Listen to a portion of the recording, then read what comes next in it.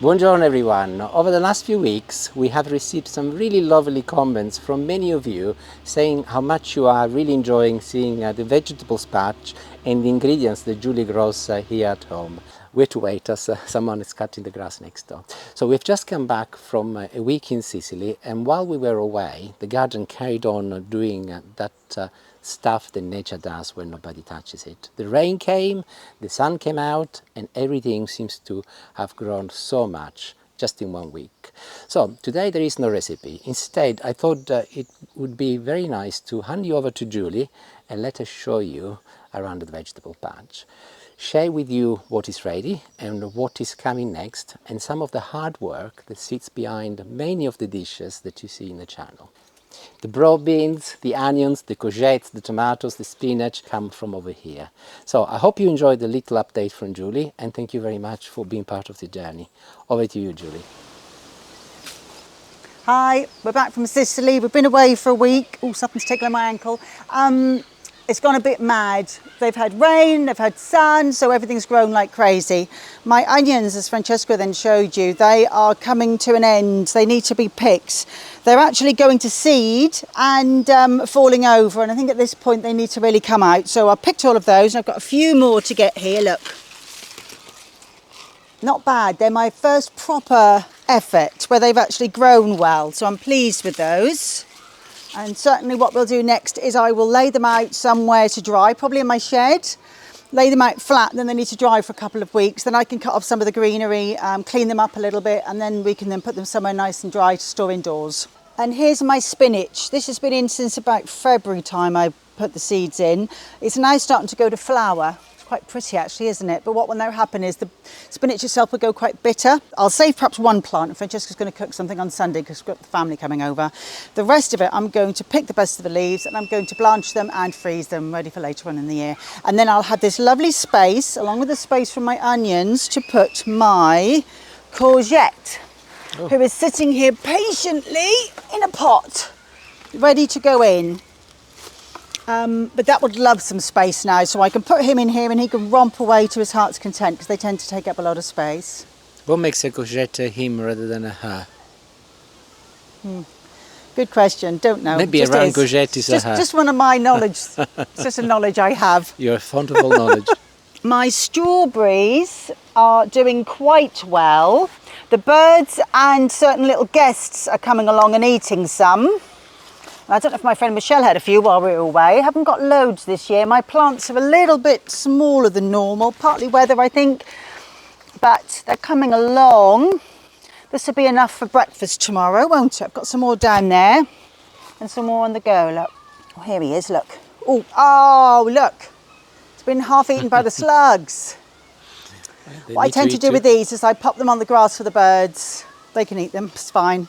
I've got a little spot over here which has got some fennel, a couple of cabbages, and my rhubarb, which has been in for years and is not brilliant. However, it's actually doing quite well this year. It's not rampant, but I've got a steady flow. I don't think I'm going to leave that one in, just so it's got a little something to help it grow. Can you see there's not much left at the bottom there? Yeah. Would you like to explain how to cook rhubarb? Well, because I'm only getting 2 stalks at a time, what I will do is chop the leaves off, because they're actually poisonous, so you mustn't eat the leaves. So I'll chop the leaves off, they'll go on my compost heap, pop the bottoms off, and then you just gently peel as much of this off as you can, and I will just chop it into chunks and pop it in a small saucepan, just with a little water and a little sugar, and I'll cook it down for about 10 minutes. And very sadly, I will then add it to my other few stems that I've already started in the freezer, so eventually I end up with a nice big container full. But it's very slow in my garden, so it's sort of What do you make with that once you go? What do I make with it? As a general rule, it's a crumble. Crumble. Because we like a crumble in the winter. Okay. We'll put a little rhubarb crumble recipe in the description. Oh, maybe, yeah. But the fennel is something that everybody finds quite interesting. It's not something we really eat a lot of. I don't know if you can get in there to see, Francesca. Can you see? I can, yeah. I can see. You can't really see. If you can see at the bottom of this one, look. Yeah, I can see if you move. It creates what they call a bulb. Now, in Sicily and Italy, and in fact, you'll find in the supermarkets, you can get some lovely big bulbs like this. Yeah. And you literally just get the bottom, but you cut all the top stuff away and get rid of, really. You could chop some of it up and put it in a stew or something like that, or soffritto. Yeah. But basically, in Italy, they just peel the leaves off and eat them as almost fruit. sort of when they're in season. That's what you'll have every day, won't you? As yet, mine have not got that big. They're coming on. They're still alive. What would you do with them? No, the fennel, like the bulbs, is just as you said. But yesterday when we were on the plane, a lovely couple and I got talking, and a lady was asking me, "Oh, I got lots of fresh fennel leaves. What can I do with them?" And my answer, yes, that. My answer was very simple. You can use that just like you would use parsley.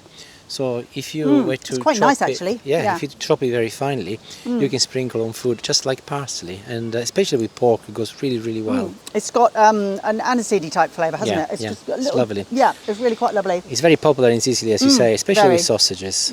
Here are some of my lettuces that I've been putting in. Got various different types. And down here, Francesco made this for me last year. I have lots of tall alderman, they're called, peas that are growing up. So I've put those all the way along. These ones didn't do so well, as you can see, there's only a few left. In between, more lettuce. You'd think we never eat lettuce, wouldn't you? Blimey. I've also got, can you see this? These are the borlotti beans that I've spaced along as well. And they're actually widening themselves up, either the posts or indeed the peas. So they will come on and they will be ready later on. Everything's on a little bit of a go slow because of the weather, but they're coming on nicely now. But these have just grown like triffids since we've been away, haven't they? They've grown beautifully. Over here we've got my kale, which is still doing really well. Yet again, I think we're having some of those cold on Sunday, aren't we? Yep. The potatoes are doing lovely as well, as you can see. They're taking over this whole patch. They're doing really well. And at the back there, interestingly, the pink raspberries over there are your traditional summer ones. And over here you'll see there are some little peachy ones. Now they're actually autumn flowering ones, but I saw this thing where it said if you cut them halfway in the spring, you'll get a flush of fruits now, and then you can cut them right down, they'll grow again, and I'll probably get some in the autumn as well. So fingers crossed, that's what we're going to do. Now over here are some peas. Now these were actually from my peas that I grew last year, and I kept some and dried them out. And as you can see, these are ready. I'm going to pop this open and show you. Ooh, they're a little bit small actually. I had some bigger ones earlier. They are delicious. Are you going to pick them today? We can pick some today. Some are ready. I've got various types here, but as you can see, the odd tall peas have got caught in with the short peas. So it's a little bit of a competition. Little bit of a mess. And they haven't grown brilliantly because of the weather, but they're doing okay. While we're away, we have a new addition to the garden, which is the asparagus. Look at the size of this thing. You won't be able to supply the supermarket with that, will you? No, no. Just the one. They're a little bit slow this year, but I keep this trusty knife nearby and just leave him there and I use him as and when I need to. We have actually got some courgettes down here, Francesca, look. Oh yeah, the round ones. Can you see? Yeah, sort of tennis ball size, a couple of them now. So, and on here, these are actually mange too. I only had a few seeds, so I popped them over here, and they're doing really nicely because you eat the whole thing. You do. I'll have them on a salad. They're lovely. Shall we do a figs update? A fig update, yeah. If you can make it through the jungle. Okay, go on then. They haven't changed actually much. No, Can you see there's a little bit more foliage, but the actual figs themselves are still quite small. Yeah. We had some lovely ones in Sicily, didn't we? We did, yeah. They were beautiful. Now, Francesco actually loves broad beans, so I always grow some. I've grown a whole line there, and there's just like a little short line here, and they need to be picked. So I'm going to show you them.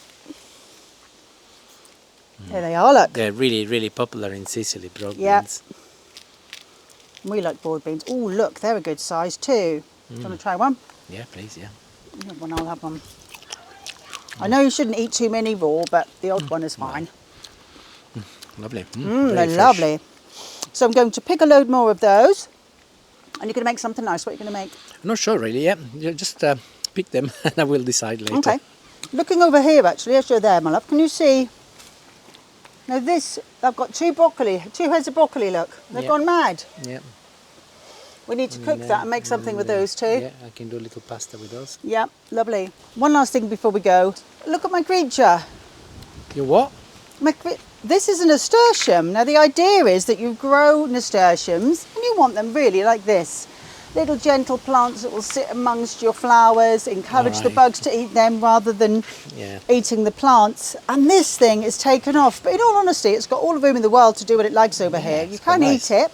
You can eat the flowers, you can eat the leaves. But more importantly, the bugs and everything like it, so that's why I'm going to leave it.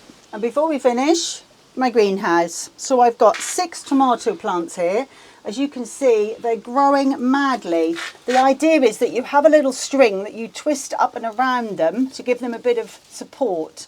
Now here, I'm just going to show Francesco this, which is growing as a little bud that grows between the stem and the 2 leaves. Now this is the bit we want to grow. This will get taller. And by leaving this in, it uses some of the goodness. So we pop him out. You just killed it. No, we don't. Well, we don't kill it, no. But can you see, look, there with the flowers all forming, and that's where the fruit will come on. I've actually got some down here, look. Yeah, all little ones, yeah. Some little ones down there, so coming on quite nice. Oh, there's another one, look. The stem as well. Oh. So we were away for a week, and you want to show your contraction Yeah. for watering your yes. greenhouse? Can you see? Let me just turn around. So as you can see, there's a big bucket of water. And this little gadget, I can't even remember where I bought this from. It's a little timer. And it sucks the water up through here, takes it down, and then disperses through these little spikes. Can you see? Oh, yeah, yeah. Now, it didn't work brilliantly because it took too much water on, but thankfully my friend came over and filled the bucket up. So they did all survive while we were gone for a week, but we need to have another think, don't we, about what to do about that. But everything was alive when we came back, and that's the main thing. So hopefully we'll eat these later. Over to Francesco. I'm not sure what he's going to cook with that. Enjoy. Thank you. Make a meal with that. Okay. Bye. Bye.